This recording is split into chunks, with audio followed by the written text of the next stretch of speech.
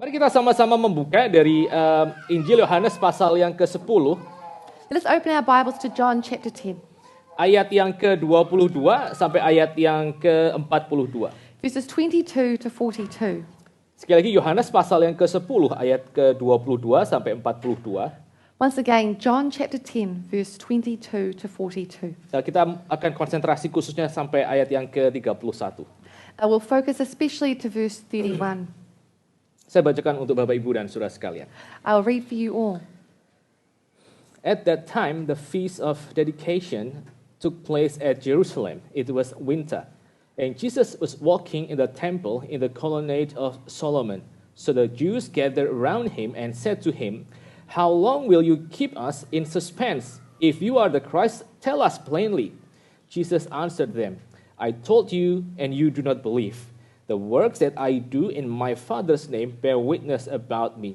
But you do not believe because you are not among my sheep. My sheep hear my voice, and I know them, and they follow me. I give them eternal life, and they will never perish. And no one will snatch them out of my hand. My Father who has given them to me is greater than all, and no one is able to snatch them out of the Father's hand. I and the Father are one." The Jews picked up stones again to stone him. Jesus answered them, "I have shown you many good works from the Father. From which of them are you going to stone me?" The Jews answered him, "It is not for a good work that we are going to stone you, but for blasphemy, because you, being a man, make yourself God." Jesus answered them, "Is it not written in your law, 'I said you are gods'? If he called them gods to whom the word of God came, and scripture cannot be broken, do you say of him whom the Father consecrated and sent into the world, 'You are blaspheming because I said I am the Son of God'? If I am not doing the works of my Father, then do not believe me. But if I do them, even though you do not believe me, believe the works, that you may know and understand that the Father is in me and I am in the Father." Again they sought to arrest him, but he escaped from their hands. He went away again across the Jordan to the place where John had been baptizing at first, and there he remained. And many came to him, and they said, "John did no sign, but everything that John said about this man was true." And many believed in him there. Mari kita sama-sama duduk kepala, kita masuk dalam doa. Let us bow our heads and pray. Our Father in heaven, we come to you as your sheep, Lord. And we come to your fold because we long to be fed. And as we read portions of your holy word, we pray that you would bless us and you would open our hearts and our mind so that your eternal truth that we have read and we shall ponder will be bearing fruits in our life, so that we will find what it means to have abundant life given from your Son. Thank you, Lord. Please bless every one of us here. Bless your servant that who would share and would lead these meditations of the scripture, and bless your congregation here. In the name of our Lord Jesus Christ we pray. Amen. Amen. Saudara sekalian, hari ini kita melihat bersama-sama bagaimana Tuhan Yesus itu dikatakan dia sedang berjalan di Colonnade of Solomon. My brothers and sisters, we see here that Jesus is said to be walking in the colonnade of Solomon. Yang disebut sebagai Colonnade of Solomon atau terasnya Salomo ini merupakan satu bagian dari bait Allah yang ada di sebelah timur. The colonnade, or the terrace of Solomon, is a part of the temple that is on the east side. Dan percakapan yang tadi kita baca itu terjadi di teras Salomo. And the conversation that we heard before was occurring on the terrace of Solomon. Dan kalau kita melihat apa yang nanti kita akan diskusikan mengenai terasnya Salomo, di situ disuruh Tuhan Yesus dia bicara tentang keselamatan kekal yang dia berikan kepada domba-dombanya. If we look at this conversation that was happening on the terrace of Solomon, Jesus talks about salvation eternal. Tapi sebelum kita masuk ke teks kita, saudara, saya ingin membawa kita untuk mengetahui bahwa 300 tahun sebelum Tuhan Yesus itu berjalan di teras Solomon di Yerusalem, ada satu orang yang dia juga berjalan di teras yang terletak di Athena. But before we enter into this text, I would like to introduce you to a person who 300 years ago also walked on this terrace in Athens. Orang itu bernama Zeno.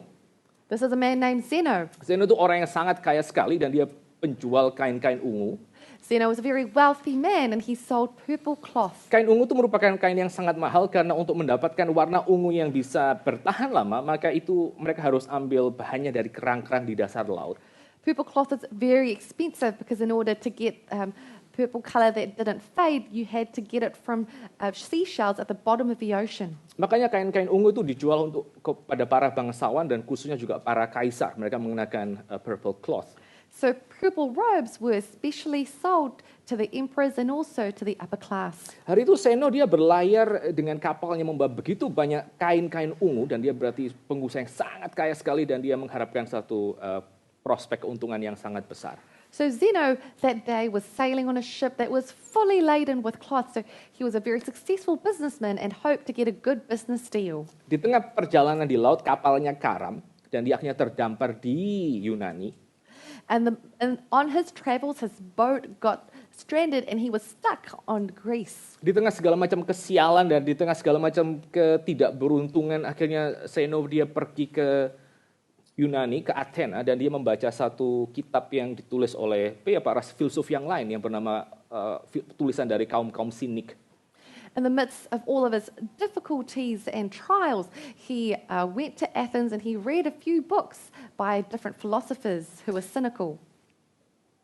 Lalu setelah dia mengerti semua filosofi dari orang-orang sinik tersebut, dia mengembangkan pemikirannya sendiri dan akhirnya dia mengajarkan pemikirannya, filosofinya, itu di satu tempat di sebuah teras yang ada begitu banyak pilar-pilar. And so after he read all of the philosophies from these cynical people, he came up with his own philosophy and he taught it on this terrace in Athens with many pillars. Dan teras yang berpilar itu namanya adalah Stoa. And this terrace with many pillars is called a stoa. Dan akhirnya filsafat yang dikerjakan oleh Zeno itu disebut sebagai filsafat stoik yang sekarang begitu banyak digemari dan dibaca orang dan disaksikan orang di YouTube dan di mana-mana. And ultimately, the philosophy that was taught by Zeno was called Stoicism, which is a very famous philosophy nowadays on YouTube and other popular platforms. Disebut Stoicism karena memang itu diajarkan di Stoa, di satu halaman yang ada begitu banyak pilar-pilar di sana. Called Stoicism because it was taught at a stoa, with a place with many pillars. Dan di dalam Stoicism itu diajarkan bahwa bagaimana kita itu harus hidup sesuai dengan logos, sesuai dengan kebenaran yang mengatur alam semesta ini. And in Stoicism, it is taught that we have to live according to logos, which is the truth that orders our reality. Bahwa kita tidak bisa mengharapkan adanya pertolongan di luar diri kita, tapi yang kita bisa kerjakan adalah kita menguatkan diri kita sendiri dengan memakai pikiran kita yang sesuai dengan logos tersebut. We can't hope for any external help. We just have to strengthen ourselves and make ourselves resilient according to the logos. Ya, kalau saya tanya logos itu apa? Logos itu kayak semacam chi yang menguasai seluruh alam semesta dan memancar keluar dan mengisi kehidupan yang ada di dalam dunia. So if you ask, what is this logos? It is like a chi. It is like a natural being in this world which comes forth out of all of us and influences all of nature. Jadi sekarang orang yang ada di dalam dunia ini di mana mereka begitu banyak menghadapi tantangan, kesulitan, air mata, ketidakpastian, banyak orang sekarang itu berpaling kepada yang namanya stoicism untuk menguatkan diri mereka di dalam. So many people who are suffering through trials and griefs, they now turn to Stoicism in order to strengthen themselves. Apa hubungannya dengan teks yang kita baca ini? What is the connection with the passage that we just read? Pada waktu kita melihat di dalam bagian ini bagaimana Tuhan Yesus ayat ke-23 itu dikatakan dia berjalan di bait Allah in the colonnade of Solomon. Istilah colonnade of Solomon itu menggunakan kata stoa. Berjalan di stoanya Solomon. It's because in verse 23, when Jesus was walking in the temple in the colonnade of Solomon, the word for colonnade is stoa. So Jesus was walking in the stoa of Solomon. Di dalam satu keadaan di mana akhirnya orang berpaling untuk digembalakan oleh Zeno. In a circumstance where people would want to be shepherded by Zeno. Hari ini kita akan sama-sama memikirkan bagaimana kita sebagai orang Kristen kita juga diajak untuk hadir di Stoa di mana Tuhan Yesus ada dan menemukan dia sekali lagi sebagai the true shepherd, gembala yang sejati dari hidup kita. Here we'll look at how Christians, we must also abide in the stoa of Christ and find him to be our true shepherd. Mari kita sekali lagi melihat apa yang dikatakan oleh kitab suci di dalam ayat-ayat ini, Saudara. Let us once again look at what scriptures say in these passages. Saya bacakan sekali lagi ayat yang ke-22 hingga ayat yang ke-24. I will read verses 22 to 24 to you. At the time of the feast of dedication took place at Jerusalem, it was winter, and Jesus was walking in the temple in the colonnade of Solomon, in the store of Solomon. So the Jews gathered around him and said to him, "How long will you keep us in suspense? If you are the Christ, tell us plainly." Saudara sekalian, Alkitab mengatakan bahwa setelah Tuhan Yesus itu berbicara panjang lebar mengenai dirinya adalah gembala yang baik dalam perikop yang sebelumnya. My brothers and sisters, the Bible says that after Jesus had spoken long about his nature as the true shepherd, Dan itu terjadi ketika di dalam perayaan the Festival of Booths, Hari Raya Pondok Daun. and this happened during the festival of the booths. Maka mendadak ayat ke-22 itu memindahkan setting seluruh cerita kepada yang namanya the Feast of Dedication. Suddenly, in verse 22, the setting changes to the feast of dedication. Berarti sudah ada jarak beberapa bulan dari Hari Raya Pondok Daun, Feast of the Booth, sekarang menuju ke Feast of Dedication. So this means that there has been a gap of several months from the feast of the booths to the feast of dedication. Feast of Dedication itu di dalam bahasa Ibraninya itu disebut dengan Hanukkah. Kalau sudah punya teman Jewish, they celebrate Hanukkah. The feast of dedication is known in Jewish as Hanukkah, and you'll probably know that word if you have some Jewish friends. Dan biasanya Hanukkah itu dirayakan di separuh terakhir dari bulan Desember pada waktu winter di Israel. And Hanukkah is normally celebrated in the second half of December during the winter of Israel. Jadi waktunya bisa mirip-mirip sama Christmas tuh, kalau orang perayaan Christmas sama Hanukkah. So the timing can be quite similar to Christmas if people celebrate Hanukkah. Hanukkah ini merayakan apa sih? So what is Hanukkah? Hanukkah itu merayakan yang namanya rededikasi dari Bait Allah Solomon. So this is a celebration of the rededication of the Temple of Solomon. No, sorry, bukan the Temple of Solomon. Sorry, saya salah. Itu merayakan rededikasi dari the Second Temple. Oh, sorry, not the Temple of Solomon, that is the rededication of the Second Temple. Jadi kira-kira tahun 165 itu ada satu raja Syria yang sangat jahat yang bernama Antiochus Epiphanes. So in the year 165 BC, there was a very evil Syrian king called Antiochus Epiphanes. Yang dia mendesecrate, yang dia istilah Indonesia, menistakan bait Allah. That's a good word. Who desecrated the temple of God. Dia menistakan bait Allah bagaimana? How did he desecrate the temple? Pertama, dia membuat yang namanya bait Allah itu menjadi satu tempat untuk beribadah kepada Zeus. Coba bayangkan. Firstly, he turned the temple of God into the temple of Zeus. Dan dia betul-betul menghancurkan begitu banyak kebudayaan Yahudi yang ada di sana. And he destroyed many religious Jewish cultures in that place. Termasuk pernah satu kali, akhirnya dia pernah mempersembahkan babi di altar bait Allah Yerusalem. To the point that he once sacrificed a pig on the altar of the temple of God in Jerusalem. Itu terjadi 165 tahun sebelum Tuhan Yesus lahir. This occurred 165 years prior to the birth of Christ. Dan akhirnya karena bait Allah itu dinistakan, maka itu membangkitkan kemarahan dari orang-orang Yahudi untuk mereka memberontak dan mereka merebut kembali bait Allah. And ultimately, because of the desecration of the temple, this triggered the Jewish people to start a rebellion in order to gain their temple back. Dan akhirnya ada satu orang pemimpin yang di dalam anugerah Tuhan itu bangkitkan untuk memimpin orang Yahudi menguasai lagi bait Allah dan menyucikan bait Allah. And God raised up in his grace a man in order to lead this revolution, to take the temple back and to cleanse it. Namanya Judas Maccabeus, kalau sudah pernah dengar nama ini. His name is Judas Maccabeus, if you've heard this name before. Nah, akhirnya hari ketika bait Allah berhasil direbut itu menjadi hari rededikasi bait Allah. And the third day where the temple was able to be regained is the day of independence. Hingga akhirnya mereka bisa mempersembahkan bait Allah itu kembali menjadi satu tempat ibadah kepada Yahweh. where they were able to once again give the temple as an offering, as a place to worship Yahweh. Dan hari itu tahun 163 sebelum Masehi sampai kira-kira 100 tahun yang berikutnya, maka orang-orang Yahudi mereka tinggal di dalam satu kemerdekaan sebelum mereka ditaklukkan oleh kerajaan Romawi. And from the year 163 BC to about 100 years later, the Jewish people lived in freedom until the colonization by the Romans. Dan salah satu teks yang dibacakan setiap kali orang merayakan Hanukkah itu adalah teks dari Yehezkiel pasal yang ke-34. So whenever people celebrate Hanukkah, they read Ezekiel chapter 34. Apa yang dibaca di dalam Yehezkiel 34? What do they read in Ezekiel 34? Di dalam Yehezkiel pasal yang ke-34, mereka menemukan bagaimana Tuhan itu menghardik gembala-gembala palsu yang menyengsarakan orang Israel, dan Tuhan berjanji dia sendiri akan menjadi gembala bagi Israel. In Ezekiel 34, God condemns the bad shepherds who lead the people away from him, and he himself promises to come and shepherd his people.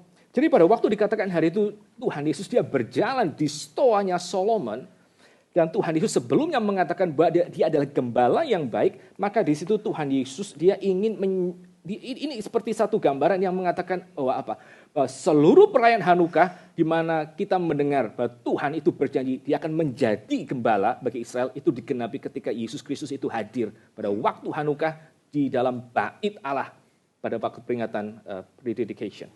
So when Jesus is walking among the colonnade of the Solomon, it is as if it is saying that all of the celebrations of Hanukkah, where people are awaiting the true shepherd, has now been fulfilled by Jesus Christ as he is walking in the temple.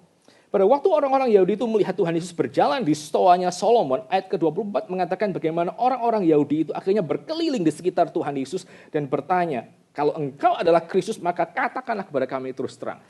And so the Jews, when they saw Jesus walking in the stoa of the temple, excitedly gathered around him and said, "How long will you keep us in suspense? If you are the Christ, tell us plainly." Saudara, ini merupakan satu kata yang sangat menarik ya. Orang-orang Yahudi itu berkeliling di sekitar Tuhan Yesus.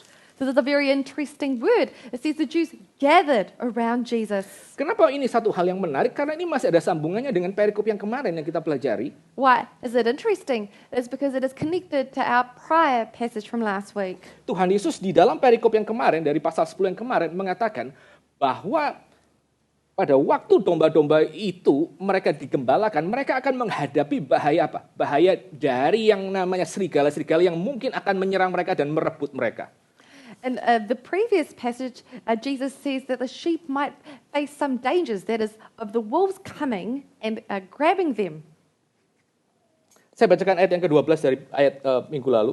I'll read verse 12 for you from last week. He who is a hired hand and not a shepherd, who does not own the sheep, sees the wolf coming and leaves the sheep and flees, and the wolf snatches them and scatters them.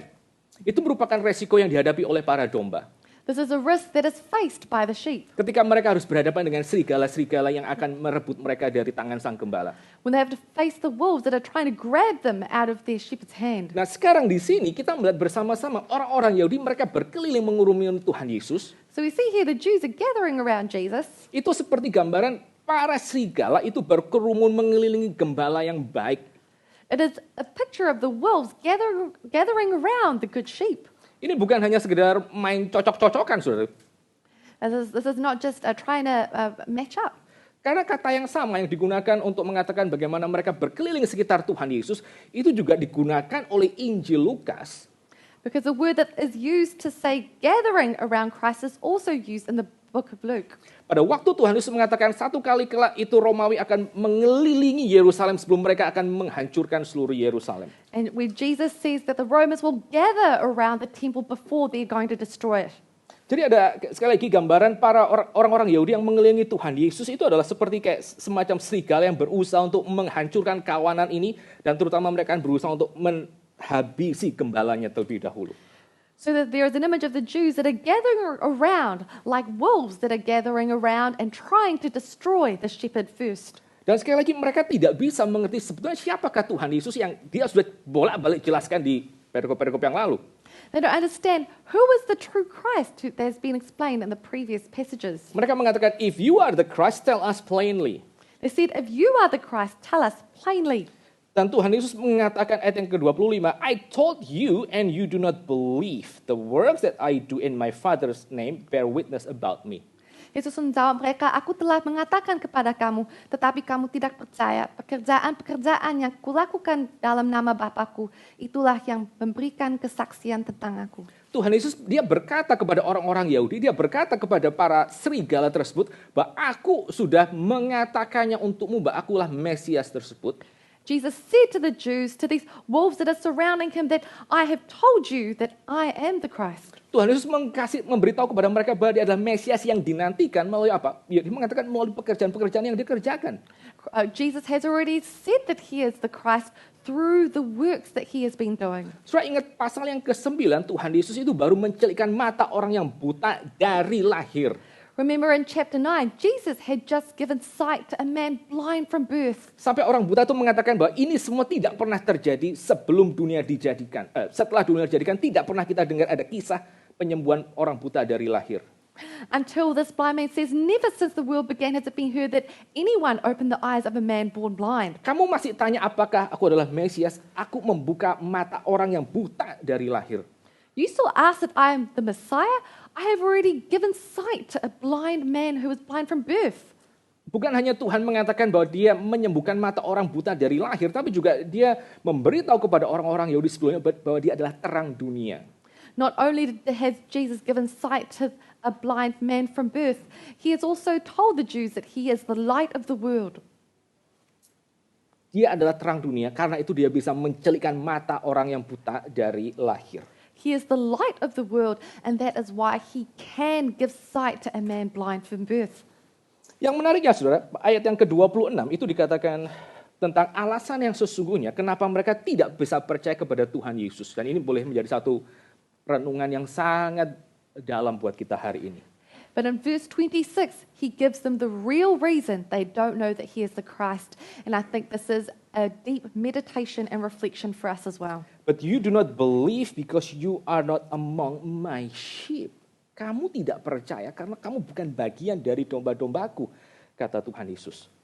You do not believe because you are not among my sheep, says Jesus Christ. Saudara, ini merupakan satu bagian yang sangat penting yang akhirnya itu memisahkan dan menjelaskan kepada kita kenapa ada orang yang bisa percaya kepada Tuhan Yesus, kenapa ada orang yang tidak pernah bisa percaya kepada Tuhan Yesus. There's an important section that explains to us why there are some people who can believe in Christ and why there are some people who can't believe in Christ. Tuhan Yesus mengatakan ayat ke-26 bahwa hanya domba-domba Tuhan Yesus yang bisa mendengarkan suaranya dan mereka akan datang mengikuti dia. The Lord Jesus says in verse 27 that his sheep hear his voice and they follow him. Dan itu berarti apa? Itu berarti itu berarti yang bukan domba itu mereka tidak bisa mendengarkan suara gembalanya dan mereka tidak bisa mengikuti Tuhan Yesus. And that means that those who are not his sheep cannot hear his voice and can't follow him. Saudara lihat ya ayat ke-27. See verse 27. My sheep hear my voice and I know them and they follow me. Domba-dombaku mendengarkan suaraku dan aku mengenal mereka dan mereka mengikut aku. Jadi alasan kenapa mereka mengikut Tuhan Yesus itu pertama-tama adalah apa? Karena adalah mereka domba Tuhan. Mereka dimiliki oleh Tuhan. So the first reason they follow Christ is because they are Christ's sheep and they belong to him. Bahkan ayat ke-29 mengatakan adalah Bapa sendiri yang terlebih dahulu menyerahkan domba-domba itu ke dalam tangan Tuhan Yesus. In verse 29 it says that it is the Father who has firstly given the sheep to Christ. Sehingga kita di sini bisa melihat kaitan antara yang namanya menjadi domba dengan mengikuti Tuhan. So we see the connection between being a sheep and following Christ. Kita percaya kepada Tuhan Yesus itu adalah karena kita sebelumnya adalah domba. We believe upon Christ because we were already his sheep beforehand. Bukan kita mengikut Tuhan, karena itu kita menjadi domba. It is not that we are following Christ and because of that we become his sheep. Mengikut Tuhan Yesus dan menjadi domba yang ada di belakangnya itu adalah karena memang kita sebelumnya sudah menjadi milik dia. Following Christ and walking behind Him happens because we are already His sheep beforehand. Kalau yang bukan milik domba Tuhan Yesus, mereka tidak akan pernah bisa mendengar suara Tuhan dan mereka tidak akan bisa mengikutinya. Those who are not Christ's sheep cannot hear His voice and cannot follow Him. Sehingga kita melihat apa yang dikatakan Tuhan Yesus di dalam pasal yang ke-10 itu konsisten dengan apa yang dia katakan di dalam pasal yang ke-6.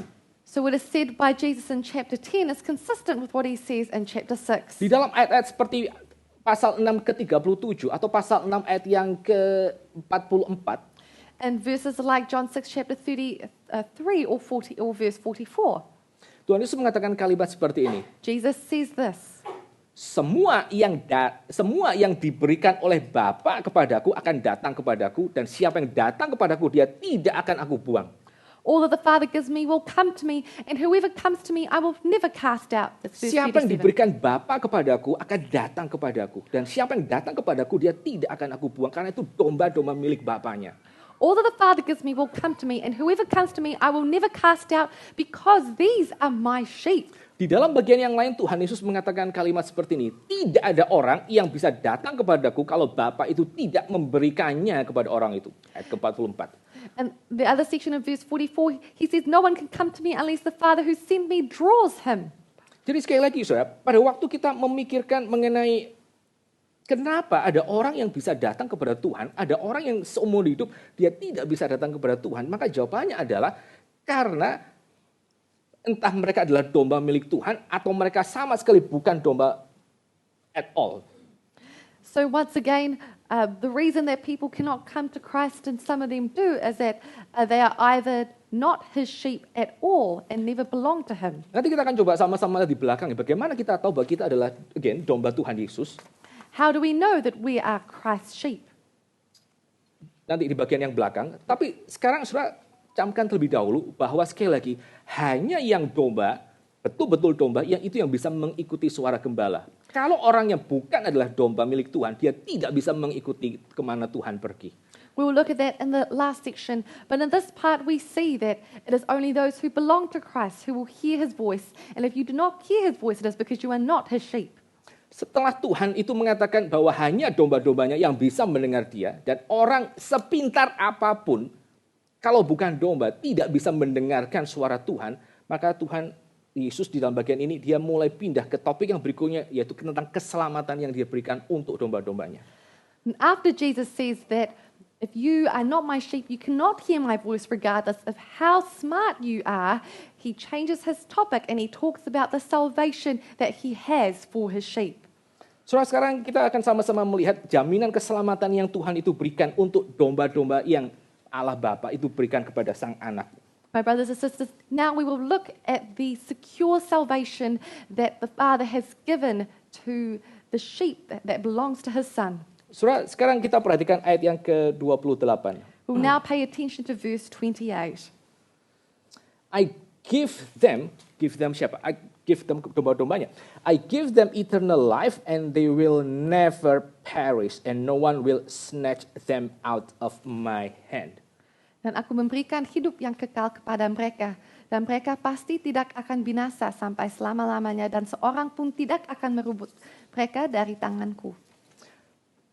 Alasan pertama kenapa domba-domba milik Tuhan itu tidak akan pernah binasa, karena Tuhan itu memberikan hidup yang kekal kepada mereka, everlasting life kepada mereka. The reason the sheep can never perish is because Christ gives them eternal life.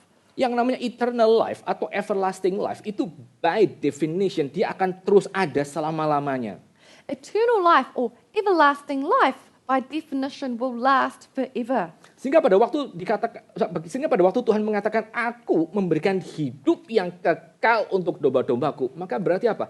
Maka begitu satu domba diberikan hidup yang kekal, maka dia akan selama-lamanya itu tidak binasa. Dia pasti akan selama-lamanya hidup. So when Jesus says, I give them eternal life, it means that His sheep will never perish. They will always have eternal life. Saudara perhatikan sekali lagi ayat yang ke-28 tadi. Pay attention to verse 28. Setelah Tuhan Yesus mengatakan bahwa aku memberikan kepada mereka hidup yang kekal, maka dikatakan di sana mereka tidak akan pernah binasa selama-lamanya. After Jesus says, I give them eternal life, it is followed that he says they will never perish. Kita mungkin tidak bisa lihat secara jelas ya di dalam bahasa Inggris, tetapi di dalam struktur bahasa Yunani, maka di situ sebetulnya Tuhan Yesus dia menggunakan yang namanya double negative untuk betul-betul menekankan ini tidak bisa binasa. And it's difficult for us to see in the English, but in the original Greek, Jesus is using a double negative to emphasize that we truly can never perish. Jadi seperti Tuhan Yesus itu mengatakan seperti ini ya, I give them eternal life and they will never, ever perish. So it is as if Jesus is saying, I give them eternal life and they will never, ever perish. Mereka tidak akan pernah binasa sampai selama-lamanya. They will never perish until forevermore. Bahkan kalau saudara lihat apa yang dikatakan Tuhan Yesus di dalam bahasa aslinya, di situ ada satu permainan, satu irama kata-kata yang mirip. And if you look at the original language, there is a sort of poetic use of similar sounding words.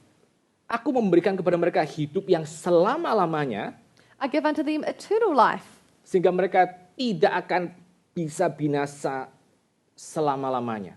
so that they can never perish eternally. Jadi betul-betul satu sekuritas yang diberikan oleh Tuhan Yesus kepada para dombanya. So it is a true security that Christ gives to his sheep. Kenapa para domba itu tidak bisa binasa? Karena mereka sudah diberikan hidup yang kekal, hidup yang everlasting. Why can sheep not perish? It is because they are given eternal life. Dan hidup yang kekal yang diberikan kepada domba-domba itu hidup yang berasal dari mana sebetulnya? And the eternal life that is given to his sheep, where does that come from? Minggu lalu kita sama-sama mengingat Tuhan Yesus mengatakan, aku memberikan hidupku untuk domba-dombaku. Last week we see that Christ says, I have laid my life down for my sheep. Hidup kekal yang diterima oleh domba-dombanya itu adalah hidup yang Tuhan Yesus itu berikan kepada mereka di atas kayu salib. The eternal life that is gained by the sheep is the life that was given up by Jesus on the cross. Itu hidup yang kekal. That is eternal life. Yang disebut hidup yang kekal, yang disebut hidup yang selama-lamanya itu apa? That which we say is eternal life, what is that? Itu bukan hanya semata-mata tentang forever young. That is not about being forever young. Minggu lalu saya nonton, saya nggak punya TikTok deh, tapi saya punya itu, di YouTube itu ada YouTube Shorts. Last time I watched a YouTube short, I don't have TikTok. Lalu di YouTube Shorts itu rupanya ada satu aplikasi yang bisa menebak wajah saudara puluhan tahun yang lalu. And so there is an app on the short that can guess what you looked like 20 years ago. Jadi itu ada begitu banyak kisah, banyak adegan di mana para kakek-kakek dan juga para nenek-nenek itu ya, empek, encim dan segala macam. So I thought you were going to continue. Grandfather, grandmother, and what is encim? So there are lots of Pempek Palembang, grandfathers, aunties, and uncles. Auntie and uncles, of course. Aunties and uncles itu. Itu pada waktu mereka melihat wajah mereka melalui app tersebut, itu mereka sangat terkejut karena mereka melihat betapa mudanya mereka dan betapa halusnya kulit mereka dan betapa banyaknya rambut mereka dan seterusnya. And when they looked at themselves in the app, they were so shocked at how young they looked, how smooth their skin was, and how much more hair they had. Sambil ada satu musik yang main di video itu ya. Forever young, I wanna be forever young.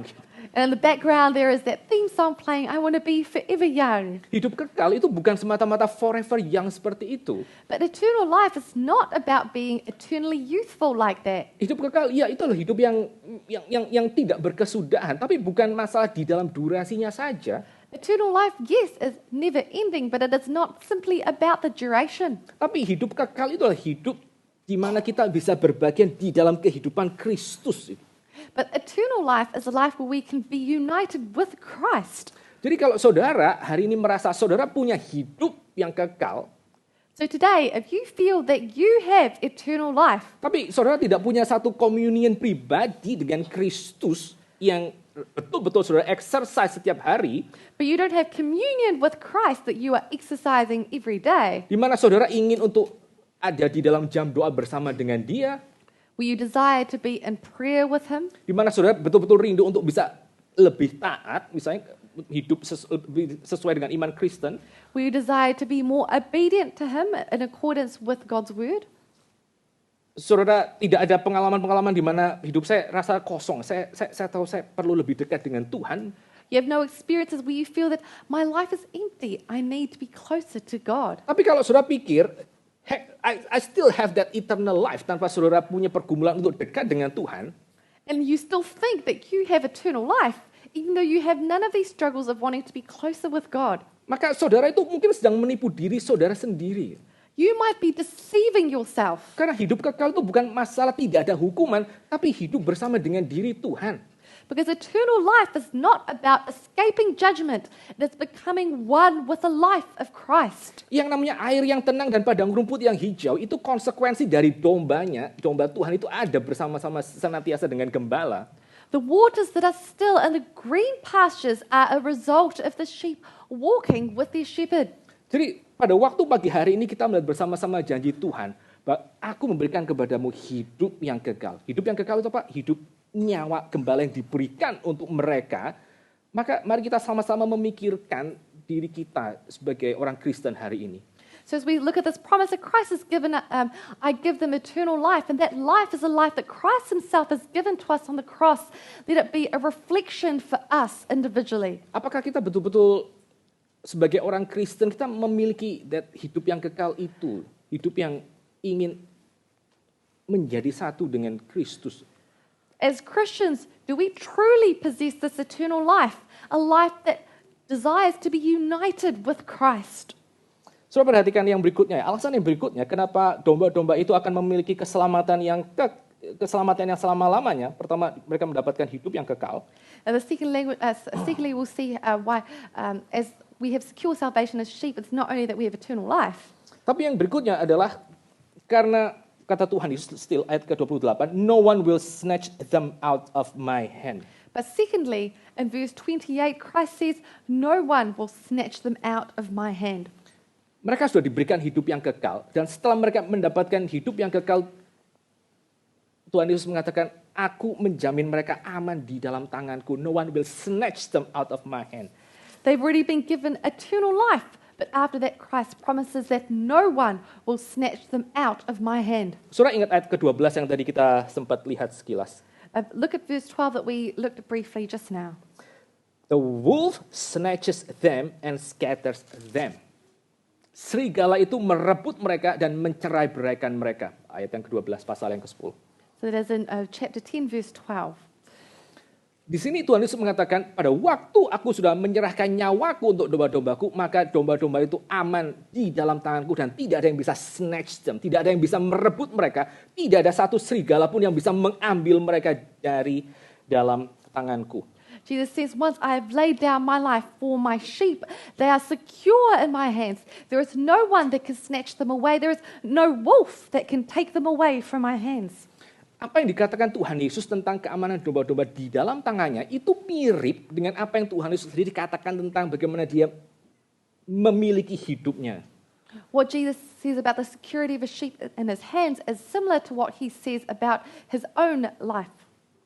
Tuhan Yesus mengatakan kalimat seperti ini minggu yang lalu. He said this from last week. Aku berkuasa untuk menyerahkan nyawaku. I have power to give up my life. Dan aku punya kuasa untuk mengambilnya kembali. Tidak ada yang bisa rebut itu dari tanganku. And I also have power to lay it down in my own accord and authority to take it up again. And no one can take it from me. Dan itu dia buktikan dengan cara dia mati secara sukarela. Dan dia bangkit pada hari yang ketiga dengan tubuh kemuliaan yang baru.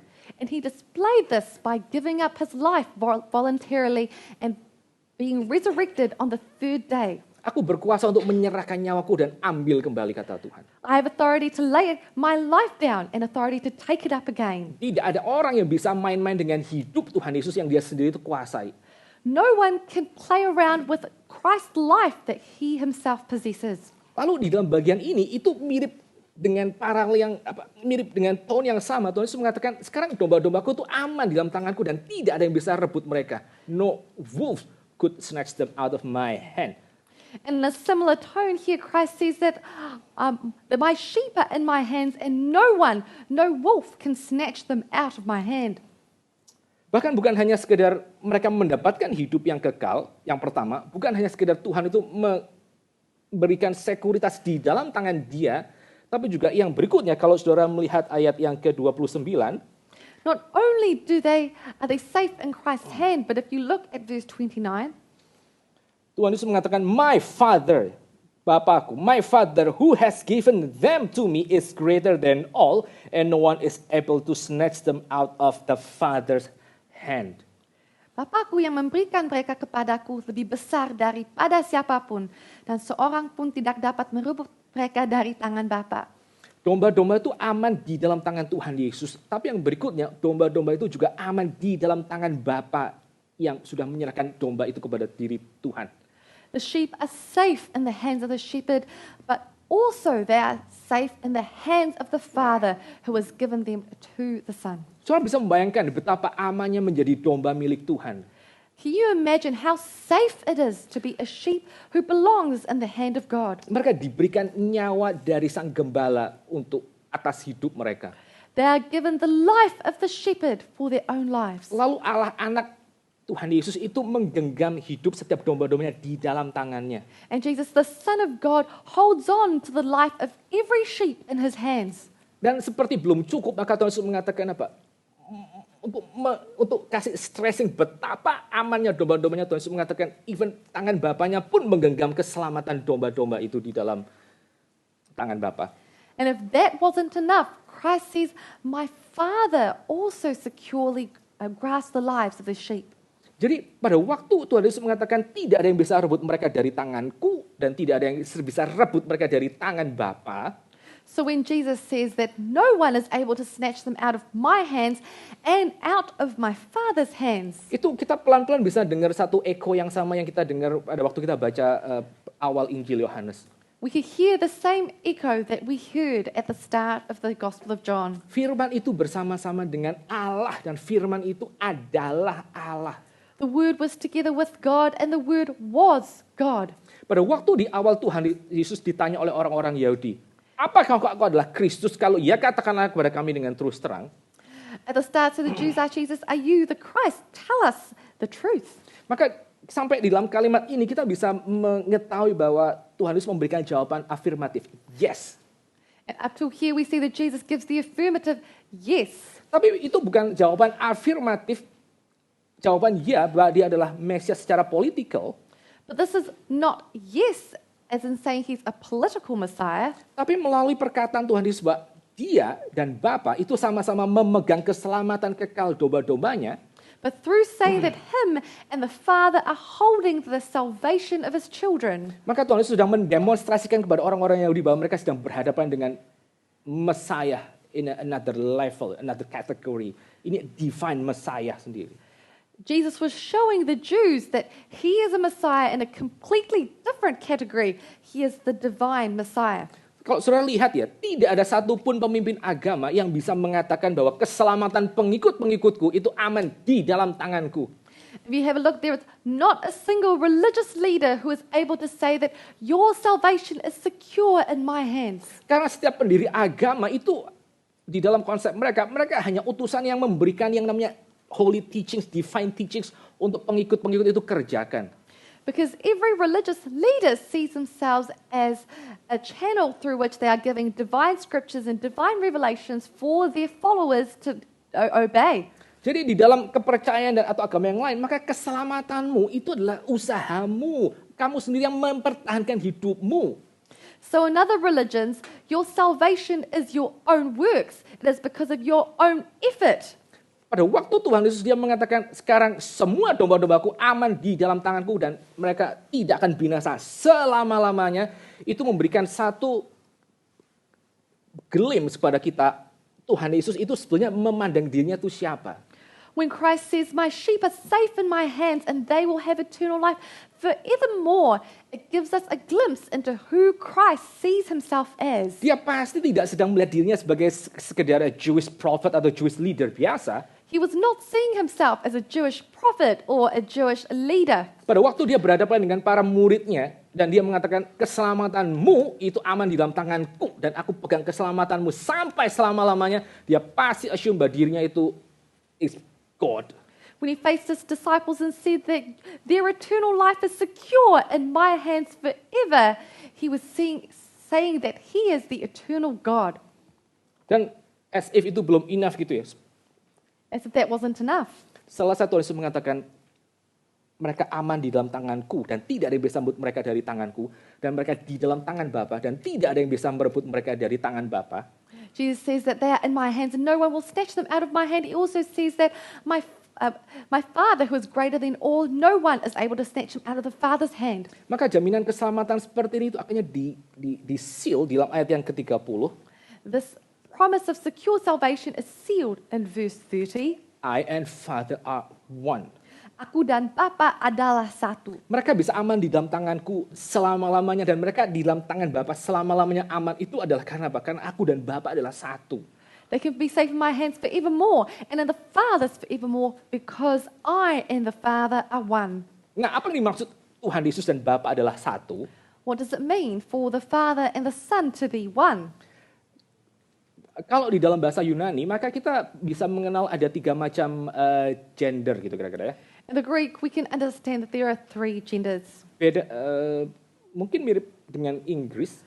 Maybe similar to English. Jadi ada gender yang bersifat maskulin, ada yang bersifat feminin, ada yang bersifat neuter. So there are feminine, masculine, and neutral words. Cuma bedanya kalau di dalam bahasa Inggris, maka yang namanya angka itu relatif bersifat neuter.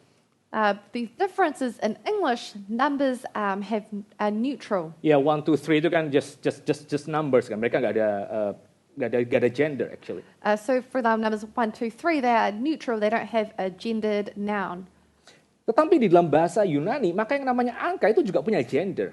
But in Greek, numbers have a gender. Dan Injil Yohanes itu dengan hati-hati dia pilih gender yang seperti apa untuk kata satu itu. And the book of John, what gender did he pick for the number 1? Istilah satu di sini itu tidak pakai gender maskulin. So the word 1 here is not using a masculine gender. Karena apa? Kalau Tuhan Yesus mengatakan Bapa dan aku adalah satu dan satunya ini bersifat maskulin. Why? Because if Jesus is saying I and the Father are one and the word used here is a masculine noun, Maka itu berarti Bapa dengan anak ini actually adalah satu pribadi. Karena maskulin. it means that the Father and the Son are actually one being because they're masculine. Dan certainly juga bukan feminin, ya for obvious reason karena Bapa dan anak itu bukan feminin. And also it's not the feminine word because the Father and the Son are not feminine. Kata yang dipakai pada waktu Tuhan Yesus berkata-kata aku dan Bapa adalah satu itu one-nya itu one in neutral. When Jesus says I and the Father are one, the word here is a neutral noun. Nah, orang saksi Yehova itu akan mengatakan, well, this is one in neutral. Maksudnya apa? One in purpose, one in tujuan dan maksud. So the Jehovah's Witnesses will say here the word one means that it is one in purpose. Tetapi pada waktu kita melihat keseluruhan Injil Yohanes, tentu saja ini pasti one intention, one goal to secure the salvation of the sheep. Satu tujuan untuk mengamankan keselamatan para domba-dombanya. If we look throughout the book of John, of course, we see that there is a united purpose that is the salvation of the sheep. Tetapi kalau kita melihat apa yang dikatakan oleh orang-orang Yahudi di dalam ayat yang ke-31, But if we see what the Jews react in verse 31, itu menandakan bahwa mereka mengerti one, aku dan Bapa adalah satu, itu bukan hanya di dalam tujuan atau maksud menyelamatkan para domba. it means that they understood the statement, I and the Father are one, not to just be a statement about purpose or unified end. Karena menghukum orang mati dengan batu itu hanya dikerjakan untuk dosa yang disebut sebagai menghujat Allah. Because the punishment of being stoned to death only occurs in instances of blaspheming God. Pada waktu orang itu menyamakan diri dengan Allah, itu adalah waktu di mana mereka bisa dirajam dengan batu. It is when people blaspheme against God that they can be stoned to death. Waktu orang merendahkan Allah ke level manusia, itu orang itu akan mati dengan batu. When humans try to lower God to the level of man, that is when they get stoned to death. Itulah kenapa Daud dia pilih batu untuk menghantam Goliat karena Goliat merendahkan diri Allah Yahweh setara dengan diri Goliat. That's why David chose a stone to kill Goliath, because Goliath had tried to humiliate God. Tapi pada waktu orang Yahudi mereka mendengar bahwa Bapa dan aku adalah satu, mereka mengertinya adalah ini Tuhan Yesus, dia sedang heighten himself, setara dengan Bapa. Makanya mereka berusaha untuk membunuh Tuhan Yesus dengan batu. When the Jews say, I and the Father are one, they understood this as a statement of Jesus bringing himself to be equal with God. Orang Yahudi itu mereka tidak memahami the Father and I are one itu hanya dalam satu tujuan atau satu maksud. The Jews understood that the statement, my Father and I are one, are not simply talking about unified purpose.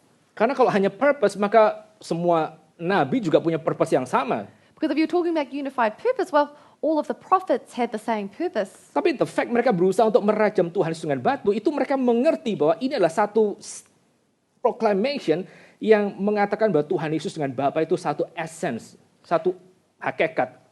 But the fact that they were going to stone Jesus means that they understood that the statement meant that Christ was saying he and the Father are of the same level.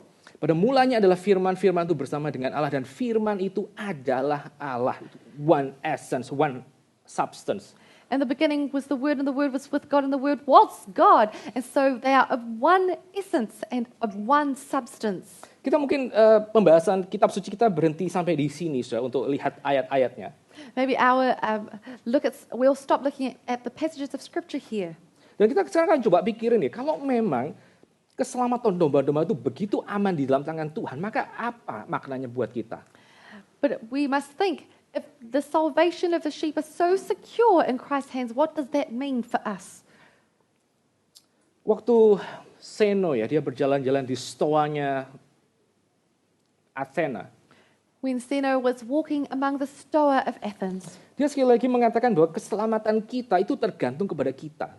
he said that our salvation depends on us. Karena ya memang di alam semesta ini ada satu pikiran yang mengatur semuanya, ada logos semesta yang mengatur hidup dan mengarahkan zaman. Because there is a substance in nature, this logos, that is organizing everything in the world around us. Dan logos itu sudah memberikan kepada kita pikiran. And the logos gives us our thoughts. Jika untuk kita boleh menyelamatkan diri kita, maka kita hanya bisa mengeksersis pikiran kita untuk kita menjadi orang yang sebaik mungkin menguatkan diri ini menghadapi begitu banyak tantangan di luar. In order for us to save ourselves, the best that we can do is to strengthen our inner parts so that we can be resilient enough to face the world around us. Karena logos yang ada di alam semesta ini itu kita nggak bisa akses, kita nggak bisa punya koneksi dengan logos tersebut secara personal. Because we can't access this logos in nature, we can't have a relationship with it. Yang kita bisa kerjakan sekali lagi, kita hanya bisa berharap kepada diri kita sendiri, menguatkan diri kita sendiri di tengah zaman yang tidak menentu ini. The only thing we can do is to strengthen ourselves in the midst of this uncertain age. Tapi kita melihat di sini ada satu cerita yang berbeda tentang sang logos yang berjalan-jalan di stoanya Solomon. We see here that there is a different story about the logos who was walking among the Stoa of Jerusalem. Ini logos yang sudah menjadi manusia. This is a logos who would become human flesh. Dan dia rela untuk akhirnya nanti mati menggantikan kita, menyerahkan nyawanya bagi kita. He was willing to die for us, to give up his life for Supaya us. apa? Supaya di dalam dunia yang bergoncang ini kita tahu bahwa keselamatan kita itu aman di dalam tangan dia. Why? So that we know in this uncertain future that our lives are secure in him. Sungguh saudara, di dalam zaman ini maka ada banyak orang yang berpaling kepada, yaitu tadi, Seneca, Marcus Aurelius untuk menggembalakan jiwa mereka. This age there are many people like Marcus Aurelius who tried their best to strengthen their souls. Dan itu menjadi inspirasi bagi banyak orang untuk, oke, sekarang kita ikut Marcus Aurelius. And this became an inspiration for many people. Now we're going to follow Marcus Aurelius. Tetapi cerita Injil itu berbeda dengan cerita dari pikiran Yunani. But the story of the gospel is different from the life of the Jews. Di dalam cerita Injil itu yang namanya logos, firman itu punya belas kasihan kepada orang berdosa. In the Bible, the logos has grace upon sinful people. Di dalam kisah Injil yang namanya logos itu punya perhatian kepada manusia-manusia yang mereka tidak punya kekuatan untuk menghadapi zaman yang bergoncang let alone murka Allah. In the story of the Bible, the Logos has compassion upon human beings who not only don't have strength to strengthen themselves against this age, let alone face the wrath of God. Di dalam cerita Injil, maka Logos itu akhirnya dia sekali lagi menyerahkan nyawanya untuk menebus hidup banyak orang. In the story of the gospel, the Logos gives his life as a ransom for many. Dan sekali lagi di dalam cerita Injil, maka yang namanya sukacita sejati itu bukan ditemukan di dalam diri kita. And in the story of the gospel, true joy is not found in ourselves. Tapi pada waktu kita betul-betul dimiliki secara personal oleh diri Sang Logos, Sang Firman yang sudah menjadi manusia dan memberikan diri menjadi gembala kita. But when we are owned personally by the Logos, who has given up his life for us and has become our shepherd.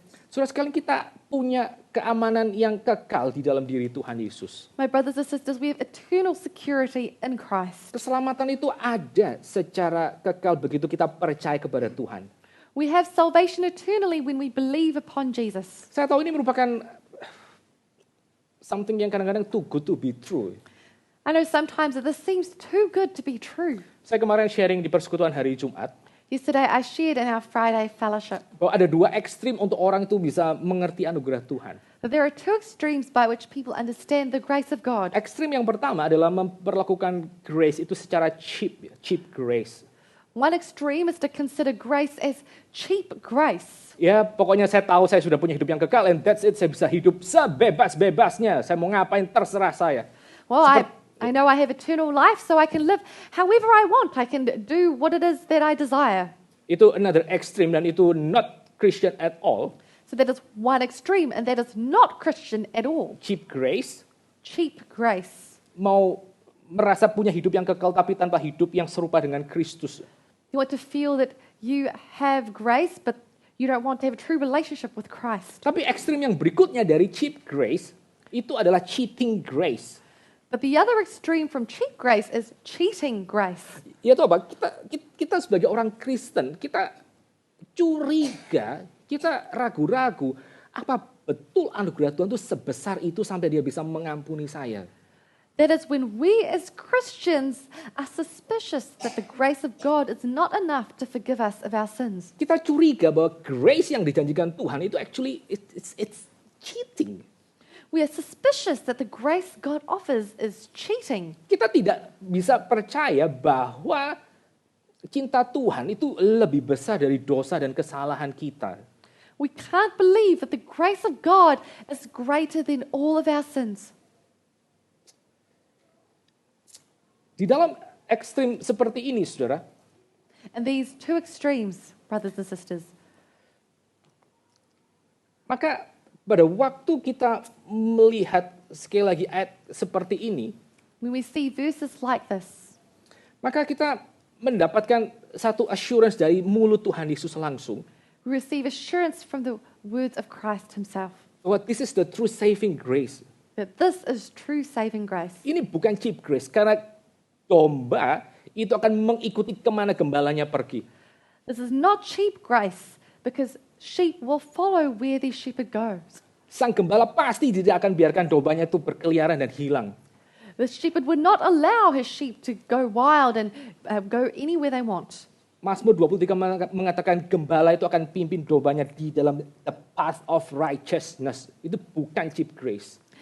Psalms 23 says a shepherd will lead his sheep in the paths of righteousness. This is not cheap grace. Tetapi juga sebaliknya ini bukan cheating grace. Seakan-akan grace itu terlalu indah dan itu tidak ada realitanya dalam hidup kita.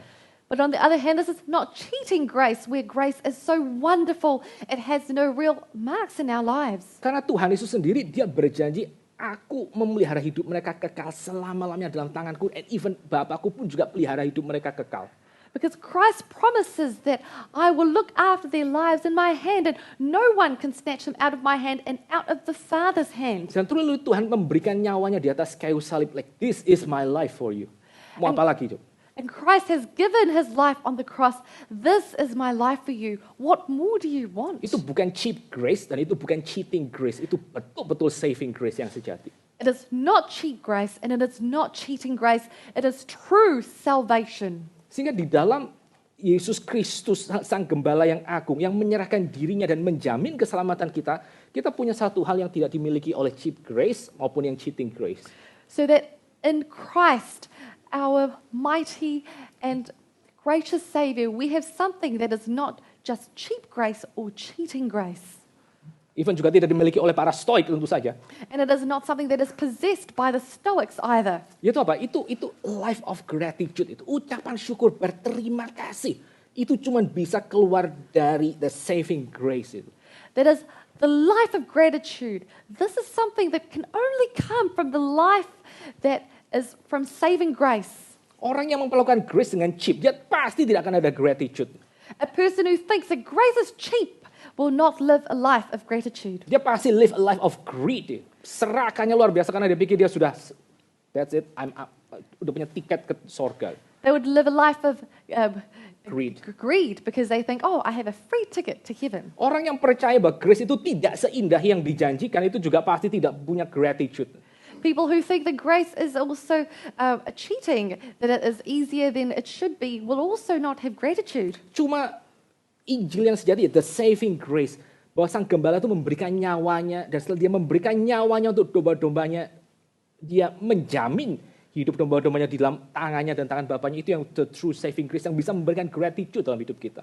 It is only saving grace that it is a true shepherd who says that I've given my sheep my salvation and none of them can snatch them out of my hands, that will result in true gratitude. Saya tahu ini kayak this is too good to be true. I still know that this sounds too good to be true. Apa iya saya tidak harus menjamin keselamatan saya sendiri ya?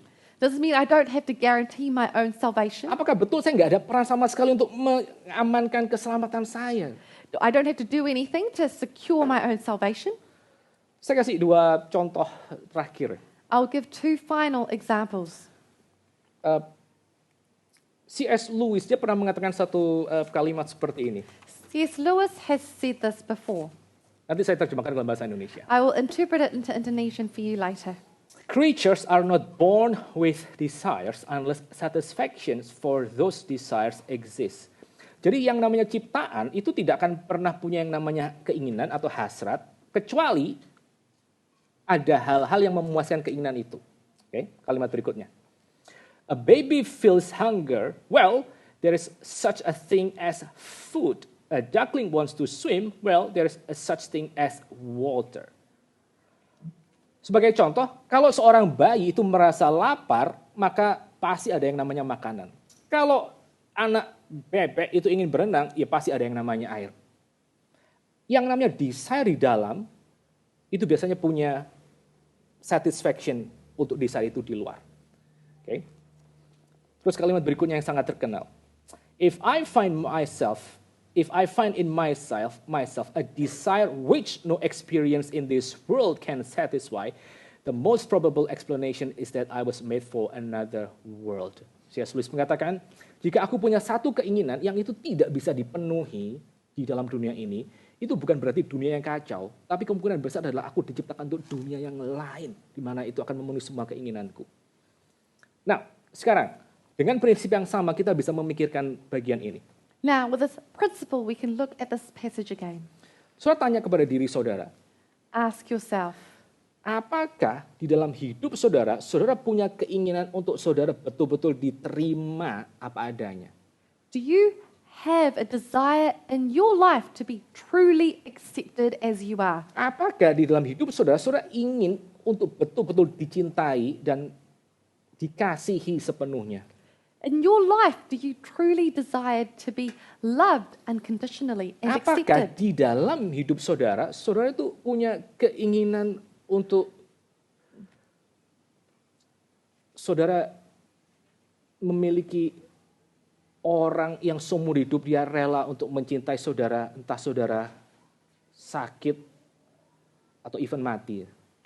In your life, do you truly desire to have someone who would love you in spite of sickness or even death?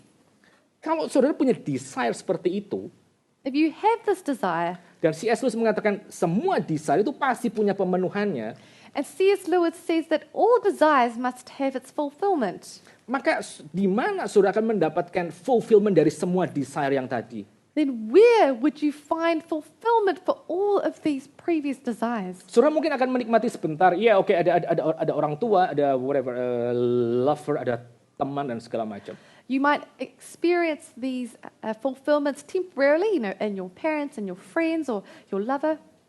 Tapi saya mau tanya lagi, apakah semuanya itu bisa memenuhi keinginan saudara yang paling dalam untuk saudara dicintai secara kekal, secara total dan final? But I want to ask, is this able to fulfill your innermost desire to be loved unconditionally, eternally, and deeply? Kalau konsekuensinya saudara, kalau saudara tidak percaya bahwa keselamatan saudara itu kekal, bahwa gembala itu menjamin hidup saudara karena dia mencintai saudara secara kekal, the consequence is that if you do not believe that your salvation is eternal in the shepherd, maka keinginan yang saudara miliki untuk saudara betul-betul diterima, dicintai, dan di-celebrate selama-lamanya itu tidak akan ada pemenuhannya at all di dalam dunia ini. it means that your desires to be loved, to be accepted unconditionally are not going to be found and fulfilled in this world at all.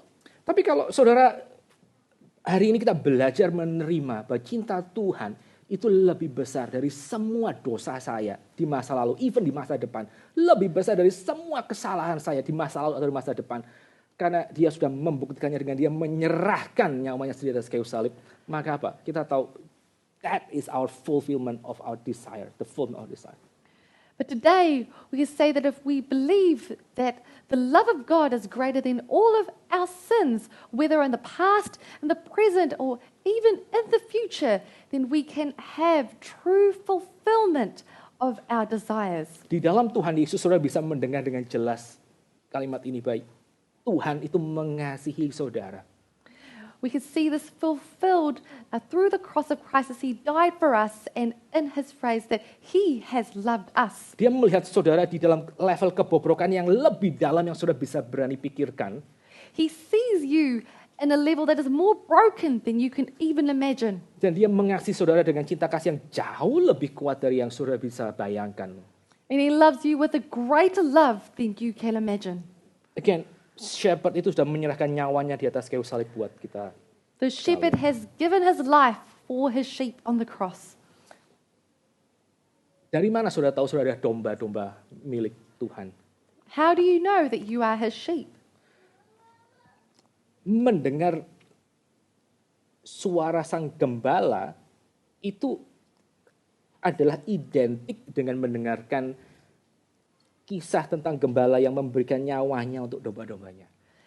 Hearing about the story of Christ as a shepherd is about the shepherd who's giving his life for his sheep. Jadi kalau saudara hari ini atau kapanpun saudara mendengar that greatest story of love, bahwa ada Allah yang mencari saudara, yang menyerahkan dirinya untuk hidup saudara, itu adalah suara sang gembala. So if you hear at any time the story of the great shepherd who has given his life for you, dan pada waktu saudara melihat diri saudara ingin berespon, saudara ingin mengatakan, I want that love. Saya mengingini menerima cinta kasih yang sedemikian besar. Maka berarti apa? You are the sheep. Saudara adalah domba itu. Kalau saudara menginginkan, saudara ingin bersama dengan sang gembala yang rela menyerahkan nyawanya, you are his sheep. if you hear that voice and then you find in yourself a desire that I want to be his sheep, I want to receive this love, then you can know that you are his sheep. Dan seumur hidup saudara bisa lay rest di dalam cinta sang gembala.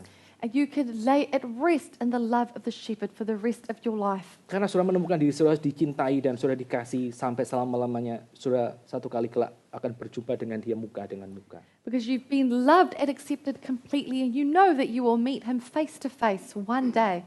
Sekali lagi saya bacakan ayat ini dan kita akan tutup dalam doa. I'll read this verse to you and then we will close in prayer. My sheep hear my voice and I know them and they follow me. I give them eternal life and they will never perish.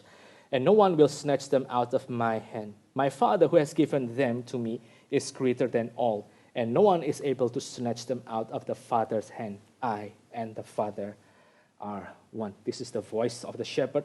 Let us all pray. Siapa yang di sini hari ini mengatakan, Tuhan, saya sudah mendengarkan suara dari gembala saya. Who here can say, I've already heard the voice of the shepherd. Saya berterima kasih Tuhan sudah datang dari sorga untuk mencari saya yang hilang. I am grateful that God has come down from heaven to find a lost sheep like me. Bahkan Tuhan sudah rela memberikan diri Tuhan dipermalukan untuk menebus saya di atas kayu salib. And the Lord has been willing to be humiliated to give his life on the cross. Dan hari ini saya di hadapan Tuhan, saya ingin untuk menerima cinta Tuhan. And today before the Lord, I want to receive his love. Menerima anugerah Tuhan yang sedemikian besar. I want to receive his great grace. Siapa hari ini saudara mengatakan, Tuhan di sini saya ingin menerima Tuhan Yesus Sang Gembala Agung tersebut. Silakan angkat tangan di tempat saudara, saya akan doakan. Who, if you say, here I am, I want to accept the love of the great shepherd, if that is you, raise your hand and I will pray for you. Adakah yang di sini saudara merasa ragu-ragu, saya diselamatkan atau tidak? Tapi hari ini saudara jelas mendengar suara gembala saudara. Are there any of you here today who doubt your salvation, but today you can hear your shepherd's voice clearly? Dan saudara berpikir, I might be that sheep. Saya mungkin adalah domba itu. And you think, I might be that sheep. Silakan angkat tangan saudara, saya akan doakan buat saudara sekalian. Feel free to raise your hand and I will pray for you. Adakah orang yang sini mengatakan demikian? Is there anyone here who would say these things? Kalau ada silakan angkat tangan saudara. Siapapun saudara, saya akan menyerahkan hidup saudara di hadapan Tuhan. If there is anyone, feel free to raise your hand and I will pray for you. Mari kita berdoa. Okay, let's pray. Father in heaven, we are so grateful, Lord, that today we can hear the beautiful promise of our Savior, of our Shepherd. We thank you for such beautiful story, such a beautiful truth that we have read in these scriptures, Lord, that we are not left alone in this world. We are not left alone to go astray into destructions, Lord. But we are so grateful that you have sought us and you have bought us with your own blood, Lord, and we find ourselves to be secure in your hands. Lord, help us, Lord, that in this life we will live a life of gratitude, Lord, knowing that you have loved us so much and you have bought us even though we were unworthy of that love, Lord. Thank you for calling your sheep that we might be yours and get into ourselves in one fold, Lord. And we pray that we will be trained to hear your voice clearly. We pray that you would be faithful to guide us and to draw us to you whenever we go astray, Lord. Help us to be more sensitive to your voice and help us to have a life of joy and gratitude that can only be found in you. Thank you, Lord, for this morning. In the name of our Lord and Savior and Shepherd Jesus Christ, we pray. Amen. Amen.